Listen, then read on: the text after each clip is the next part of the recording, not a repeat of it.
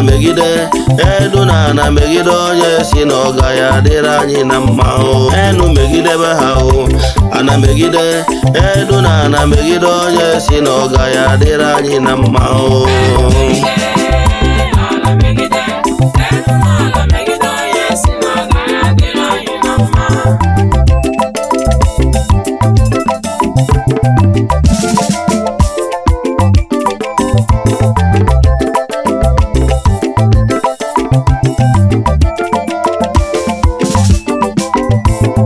Megidebe ha o. Ana megide ndị chi ya emegide onye si na ọ gaghị adịrị anyị na mma o.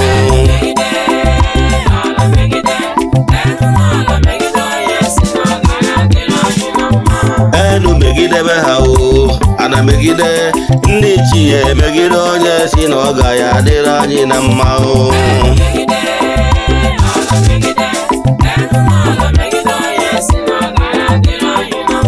Enu megidebe ha o. Ana megide ndị chi ya emegide onye si na ọ gaghị adịrị anyị na mma o.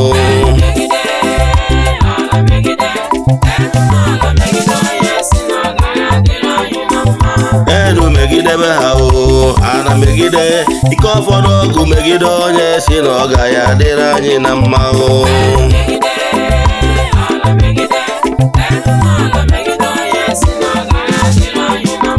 Enu megidebe ha o. Ana megide ike ọfọ n'ọgụ megide onye si na ọ gaghị adịrị anyị na mma o.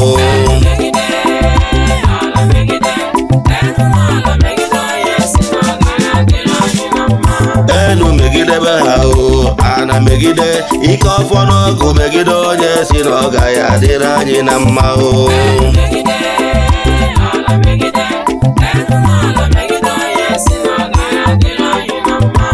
Enu megidebe ha o. Ana megide ndị mmiri megide onye si na ọ gaghị adịrị anyị na mma o.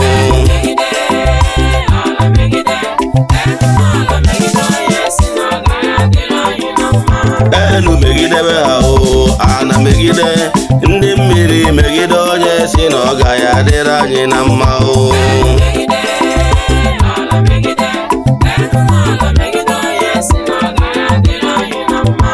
Enu megidebe ha o. Ana megide ndị mmiri megide onye si na ọ gaghị adịrị anyị na mma o.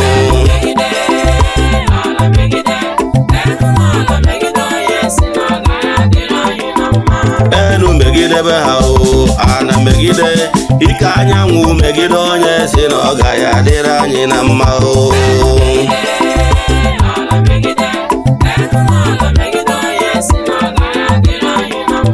Enu megidebe ha o. Ana megide ike anyanwụ megide onye si na ọ gaghị adịrị anyị na mma o.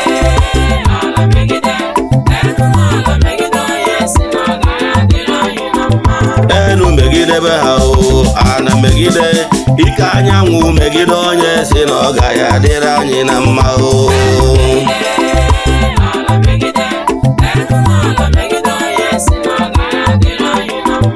Enu megidebe ha o. Ana megide ike ikuku megide onye si na ọ gaghị adịrị anyị na mma o.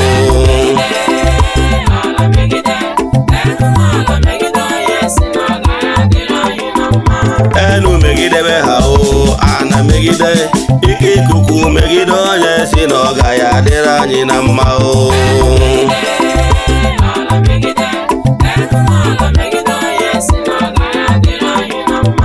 Enu megidebe ha o. Ana megide ike ikuku megide onye si na ọ gaghị adịrị anyị na mma o.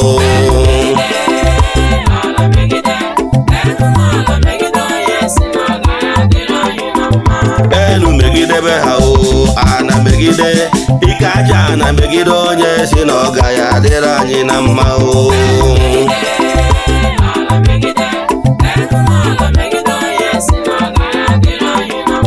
Enu megidebe ha o. Ana megide ike aja ana megide onye si na ọ gaghị adịrị anyị na mma o.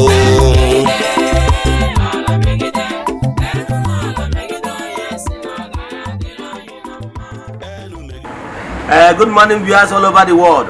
egwu ị nụrụ kịta bụ egwu si na ngalaba na-afụ gbasara mgbasa ozi ọdịnala Igbo Ugochi tụbụ ọdịnala temple a na-akpọ Nkwa group led by me. Ọ bụrụ na like nya bụ egwu ị nụrụ kịta, jee na audio mark the iTunes and the social media platforms chọọ nya bụ egwu enu megide ka ị download nya bụ egwu. For some of you that are seeing me here for the first time, kpọọ m Ogbuefi Eze-Ana Ugochi tụbere na Oraifite na Anambra State, ma ọ bụ kpọkwazie m Akajugo. Abụ m onye isi nchụaja na Ugochi tụbere ọdịnala temple. Anyị na-agba afa miri emi dụkwazị ọrụ mmụọ dị iche iche. Abụ m onye nchụaja na ọdịnala restoration evangelical mission, bụrụkwa onye mgbasa ozi ọdịnala Igbo. So you can call me a priest or ọdịnala evangelist. I will answer. My mission is to help people live better life. N'ụbọchị taa n'oge awa nke eziokwu, isiokwu anyị ji wee bịa bụ what is prayer and how to pray in Igbo spirituality. What is prayer and how to pray in Igbo spirituality? Believe in me, nkuzi taa gbara ọkpụrụkpụ is something that will change your life for good. Like I always tell you, what you don't know remains a mystery to you and not to all. Ngwakwazie gị sị gị, if you are knowledgeable, you are master. If you lack knowledge, you are slave. Before we go into today's lecture proper, important announcement. Don't forget that we are still in the month of January and our group rituals is still ongoing. You can join us anywhere you are all over the world. Yes, you can join us anywhere you are because you can't choose Rumbado. Ajay na choba ajay di nigwe, ajambuni enu ajay puti here. Ajay sigone abuni minikiti ndi madenu. Mana ya nada show testimonies on social media or even in Ezioku TV. You know why? It's not necessary. It's not why we are here. But I can tell you, Niked and Eze-Ana actually Makani Webike. Niso to Eje God in the temple, Chuaja, go for Kubiokunis and the Sonalai all over the world. I got a mere to the last day of the month. I get Godi Honuni, eatable test. Jeme Romu Hebin and Mirisaraka. Nahaman. I just end up Pokalet and the Miri, Dobanje, Jetuaji, him. Magodana temple, Chuaja to entities of powers, Nahamadine. Yeah, never Chuaja Buem, Amesraka. I can tell you, Niked and Eze-Ana Chuluga, Makani Webike. Yes. So let's continue. Nankuzi Aijimakia, Webia, Robotita. Remember my topic, Aijibia. Mana before I make upon it interested in this way and I'm on through rituals. Mob no what I do when Nankuzia, Mob nature about a family. Search am na WhatsApp 0805 7837672. I repeat 0805 7837672 or 0813 8243871. I repeat 0813 8243871. Let's continue. The topic of today: what is prayer and how to pray in Igbo spirituality. Angonango, Nankonabia. Nkebe isiokwu tag your friends and well-wishers can from the horse's mouth. Yes. So, makani here I could start very unique. As you would show what is prayer? Prayer is prayer everywhere. But you can analyze prayer or explain prayer as prayer but prayer everywhere, irrespective of any world religion. They can see what number spirituality is one. Gene we better say can you nzage to us we kuzira ya na catechism ba and nan ma je gwagwe no the same thing all over the world. Or say gene we prayer or say gene we better ebere we wodu to uche ayenu no obi ayenu na ebe ichukwu no nti odikwa da mgbe anyị na catechism maka na amụrụ catechism mmụọ ya nke ọma so na onye nkuzi ọ sị na ekpere ebe iwelite uche anyị obi anyị na ebe Chukwu nọ. So o define the whole prayer. Prayer simple means a state which you created for yourself in a quiet environment for soul and spirit of upliftment, for you to begin to think about spirituality and the spirit being Godhead. That is prayer. And that is one of the reasons I advise you in my previous lectures that is very important for you to start spiritual exercise. What is spiritual exercise is all about? Spiritual exercise is that particular quiet time, silent time for meditation, reflection, whatever you call it. That small time set aside for spiritual enrichment. Oge mmadụ ji akwụnye onwe ya na ọkụ. Ị na-ege ntị. I have told you times without number, if you are following me and you have not started spiritual exercise, I can tell you without missing words that you are not serious. Because my followers will understand. I keep saying it, that the basic thing you must be doing is to begin to pay attention to your spiritual life, and the kina akwụnye onwe gị n'ọkụ ka ị wee recharge yourself. Minus ịkwụnye onwe gị n'ọkụ, a ga-akwụpụ gị n'ọkụ. Ịma na phone gị bụ ihe iji connect onwe gị to other worlds, right? Ndị mmadụ na-akpọ gị si n'obodo dị iche iche ma mba dị iche iche. Ọ bụrụ na ị charge phone gị, I can tell you, just a matter of time, your phone will run down and you will be disconnected. You can no longer receive text or call. So in spirituality, ọ bụrụ na ị dị refresh your spiritual nourishment, you nwere ike isi a tap from the fountain of grace to recharge your spiritual being. Time will come when you get low battery. And the implication, bro, you will disconnect yourself from receiving information from what is happening out there. So what am I saying in essence is this: pay attention, create more time again. You're refreshing your mind. If you connect to more vision and knowledge. I keep telling you that spirituality does not give money on its own. Ọ bụrụ na mmadụ ọbụla asị gị na ọka ọ chụọlụ gị aja ka ị wee wuru Dangote ma ọ bụ nwee ego, ọ bụchara eziokwu, ọ bụrụ eziokwu on its own. Ihe eji sị gị chụọ aja in Igbo spirituality bụ ka ị wee build bridges, ka ị wee kwụ ụgwọ iji appeasement, atonement, restoration, ka ị wee build all those bridges, the good bad, ka ị wee establish ihe or PR, personal relation with ụmụ mmụọ, so that ọ bụrụ na ị establish onwe gị with personal relation with ụmụ mmụọ, ha ga-enwe ike inyezi gị inspiration, ha ga-enwe ike inye wisdom and vision. Then apply about that vision and knowledge into your daily activities, and money comes. The only noble way of earning money is when you are providing services or you are selling goods. So the vision,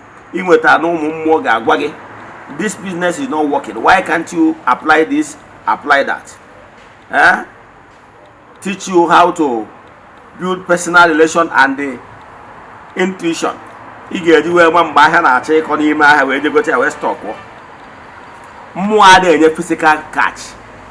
Raw catch is not more than, because raw catch, this note in our phone, is a legal tender created by human beings. So it has nothing to do with spiritual.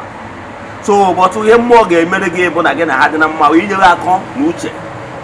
Then you will call Nucha when they render services. When I alone come or when I alone cause, then put price tag to the services you are rendering, and people will give you money. So you must understand how things work in creation. If not, you will slave. So what am I saying? Prayer is very important in human life. They do say, prayerless child of God is powerless child of God. He must always pray. But let me tell you one thing. Prayer and the go for, they look alike, but how much are the same? I will explain. Prayer is divided into 4 parts, while a go for is divided into 5 parts. I will explain the difference. Haven't told you the what prayer is all about. Now I want to go a step further. It was a go for making declaration in Igbo spirituality. Prayer is divided into 4 parts, while a go for is divided into 5 parts. I will come. See prayer. Prayer simple means time for reconnect yourself with Umumu. First of all, it starts by praises. Praise and worship. Yes, very important. Gratitude. Yes, thanks and praise is number 1. The second department of prayer is asking for forgiveness after praisings, after thanking Chukwu Okike. He asks him for forgiveness in any way you have wronged him. Yes, that is the second part. The third part is petitioning. That part, after asking for mercy, you begin to ask him one or two you need in life. Number 4 is making declaration that follows it. Example, ndo ka na-akpọ ya back to sender. Ndị ọdịnala na-akpọ ya iju ogu. That part ya nwee ga-abụ ebido na-asị na cancel every negative vibrations, any negative manipulation from east to west, north and south, that you cancel them. N'aha Chukwu Okike pụrụ ime ihe niile. Ihe a ka a na-akpọ iju ogu. Ndị ụka na-akpọ ya back to sender. If not 4 department of prayer, let me give you 5 department of iju ogu a na-akpọ ịga ọfọ. Ndị Igbo na-aga ọfọ, mana ịga ọfọ ka dị more comprehensive than prayer. I will explain. Onye Igbo weta ọjị ụtụtụ, gee ntị gị nwa bụ onye a newcomer in Igbo spirituality, basic thing we know. Onye Igbo weta ọjị ụtụtụ, ọsị Chukwu Okike pụrụ ime ihe niile. Nna anyị ekele gị na o wetara ọjị wetara ndụ, wee sị Chukwu Okike ekele dịrị gị. Ọkpọkụcha Chukwu Okike, ọkpọkụ ụmụ mmụọ ya na Chukwu Okike na-ejere Chukwu na mmadụ ozi. O kenecha Chukwu Okike, o kenebe ndị nna anyị ha, ndị ichie, ndị aka, ndị egede, ndị anịka ntana, ndị na-eje ọrụ na-eje Igbo, ndị gboo, ndị nna anyị ha, ọkpọkụbe ha, ọkpọkụcha ha, ọkpọwa Amadioha, ọkpọwa Udo, ọkpọwa Ogwugwu, ọkpọwa ihe Igbo ji dị ebube, ọkpọwa ndị nna anyị fa. Ọkpọcha afa, ọsị ha ekere na chi tata bụ ụbọchị nkwọ n'orukwa, na nkwọ ya akwụta ihe ọma. Ọ bụrụ na ọgọcha ọfọ ndị a tụchaa afa, ihe ọzọ ọ ga-ahịa ọ bụ the second department wụ asking for mercy. Ọtụ Chukwu Okike na ya na-ayọkwa mgbaghara na etu asụ nọ na mmiri ga-esi gara ego agọ njọ, n'ọkwa etu ka iwu mmadụ ga-esi gara ego agọ njọ. Na ya na-ayọkwa ndị aka na ndị ege ebe ọ bụ na o si mejọ, biko si megịnị si gbaalụ. Second part. The third part, ndị ọdịnala na-adị ndị ọzọ adị bụ o mechaa ya ọ sị ụmụ mmụọ na mụ ga na ọgụ mgbe ọgbọ efe Eze-Ana Ugochi tubelu na agwọbara m ọgwụ ka m gbuo nwoke ma ọ gbuo nwaanyị. Onye ọbụla sị ka ọ gwọrọ m ọgwụ ka o jeje gwọrọ m ọgwụ, ọ bụrụ na o jebe na ọ ya ejelu osi ọnwụ na ọ ya ejelu onye nwụrụ asị ise. Ekwubie m okwu sị na mmadụ agbachiri nwoke ma ọ gbachiere nwaanyị. Onye ọbụla sị ka ọ gbachiere m, ụnụ gbachiere onye ahụ asị ise. Iyi ebu ụzọ kwa onwe gị iyi. That is Igbo spirituality ji wee dị ebube. A na-akpọ ya iju ogu. Iburu ụzọ kwuo onwe gị, kwuo ngwa ụmụ mmụọ na-esi okwu na ezi asụsụ na onwere onye imere nke a. Ọ maka na onwere onye imere nke a ka ị sụkwasịziere ụkwụ were na-ekwu n'ebe ọ bụ na m agwụrụ ọrụ mmadụ ọgwụ ka mmadụ nwụrụ. Onye ọbụla ji egwọrọ m ọgwụ rie ya. Ịghọtara ya? So ndị Igbo na-ewu ibu ụzọ kwuo onwe gị iyi. Ihe akwụ onwe gị iyi maka na ịma na aka ga-ebi ọcha. Ndị ụka adịghị eme nka. Onye ụka enwere ike ikpewe ekpere ya wee adịa this department na onwere onye ya mejọrọ, na onwere onye ya na-ara okie, na onwere onye ya duru nwunye ya. Onye ọbụla sị ya ka o duru nwunye nke ya nwe ọdachi. Ịghọtara ya? Ndị Igbo na-akpọ ya ịgbada ekwu onwe gị iyi. Ọnya ka ịga ọfọ ji dị ebube wee karịcha. Because I say he who come to the equity must come with clean hands. Igbo spirituality encourages cleanness. Because I believe in Ofonogu, believe on whatever you sow, so shall you reap. We believe in karma. I believe on image of mother. Ijanaka for a separate major, na monka. Na would madam or meadow nine any connected man. I saw him at Agibru or Quakipo or Broya. Ofonogu believe in whatever you sow, so shall you reap. No shortcut. That is Igbo spirituality. And no one can them the job also. So Igbo spirituality ga-ebo ụzọ kwuo onwe gị iyi. Now the third department. Ịkwachasị onwe gị iyi, kwuo na onwere onye imejọ. Ijuo ogu si onwe ebe ọ bụ na imejọ na mmadụ onye si ka o mejọ onye ahụ ọdachi. Ịkwacha onwe gị iyi ebe a na the fourth department bụ. Iyowazie ka onye esi were si na ọmaka ya emekwa ọnụ gị. ihe ọma na-eme na be ndị ọzọ na-eme na ezinụlọ gị, na akakaka ya amaghị, na jijiji ya amaghị. Osisi fụrụ ụnụ na-atụ ufere eme gịnị ya mapụ ya ọnụ. Ịgọbazie ọfọ ya okwuo na ụnụ ga-adị ka echi, na echi ya dị agwụ agwụ, na ịma anwụ chukwanụ na ihe efuchu, na ịma anwụ na ha anwụ mana onye siri ihe iji wee dịrị igbo onye a na ndụ, onye siri ihe iji wee nọrọ ịnọgbu onye a na ndụ. Ịgọwa ọfọ sị na ihe ọma na-eme na be ndị ọzọ ga-eme na ngwurube gị, na ụnụ ya aka nka, nwa ọmụmụ, nwa akụ, nwee ụba. Ịgọbazi ihe niile ị chọrọ ịgọcha, ịgọọ ma ụmụ nwa di ala, gọọ ma ndị enyi na ndị ikwu na ibe, gọọ maka ndị oriakụ gị na ndị odozi akụ gị, gọọ maka ezinụlọ gị na ụmụnne gị na ndị ihe ị na-eme ndị fọrọ gị n'anya. Etu a ka esi eme ya. Ịgọchazie iwe jụbazie ogu bụ the 5th department in Igbo spirituality. N'iji ogu a wee ebe a ka ihe anọ wee na-ekwuzi wee na-ajụzi ogu na-asị onye isi anyị na-awa aja ya were nke chụọ, onye si na ya ma adị ya were ana megide ya were zere mmiri, onye ọbụla na-achụ anyị ọchụ na-asị ka anyị daa ụzọ ya gbaa ọchịchịrị ise ibido kwubiwe okwu ịfụna ya. So ịgọ ọfọ n'ala Igbo dị more enriched than ordinary prayer. Prayer dịkwa good, mana ọ bụrụ na ị ga-enwe ike adị uzi ịkwụ onwe gị iyi kwuo na ihe a na iri emi mmadụ since mbido ọlụgba ọlụ a ejebe na be dibịa sị ka m gwọọ ọgwụ, ma ọ bụ sị ka m nwa na onwe m gwọọ ọgwụ ka m megide mmadụ, nwere menebere m ya, and I will never do it because na onye na-agwọ nsị na-agwọ aja aka nsị ha na-aba ha n'ọnụ. Yes, maka na ọgwụ na-esi n'ọgwụ ana, and why ọgwụ ma enwere ike etinye aka na ịgwọ ọgwụ bụ na ọgwụ wụ ihe na-eme expire, because all ihe the formulation and the content of that particular charm bụ ihe nwere life and expiration between space and time, and ihe ọbụla nwere no between space and time will come to an end. Ike ọgwụ can only operate in this gross material, and o nwere limit, o nwere expiring date, because na the formulation whatever etiri n'ime of animal of herbs of leaves, whatever it is, nwere mbido nwee njedebe. Therefore the ọgwụ cannot last more than the mbido na njedebe of the content ejimi ya. Mana ọ bụrụ na ịgbagotago to other higher plane of the spiritual existence, if na your spiritual vibration can proceed beyond the gross material for higher matured human spirit I'm talking to now. So what I'm telling you is that, look, prayer, create your time, personal time of your choice. Especially if you tell me that you don't normally have special time for which you could be create a particular day. Make sure at least every woman and email special declaration upon your lives, because life is all about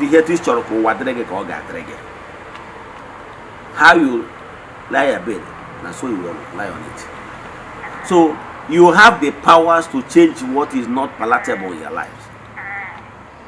So what am I saying in essence? Pay attention to your spiritual life. Always be prayerful, making declaration. One negobo for could be woken. Ekum no itu obo ni siwe tu siwe chok ko wadre ko ya dre. Kan ku se ba. Oburu ni nwa ajuju na nkuzi a. Mo bu na chok agbara ga fa bi lebi. Mo bu na chok dey what more about prayers. And that ko go me here prayer. Igi enweriri time. Oke ige wezugo onwe. Gwo mo mo go no mo mo akpa nkata go na ha kpacha nkata gwacha ha etu choro ka onodo dere gi na spiritual exercise. E gbasie nkata sa kere ihe choro ka me. Very important question. Mgbe ejo gbazinye during that devotion is either you will be carried out. No did onodo dey to akoforo ndị mmadụ nwere ike sị gị na they went on soul travel or astral travel. Ụfọdụ nwere ike sị na ha receive what I call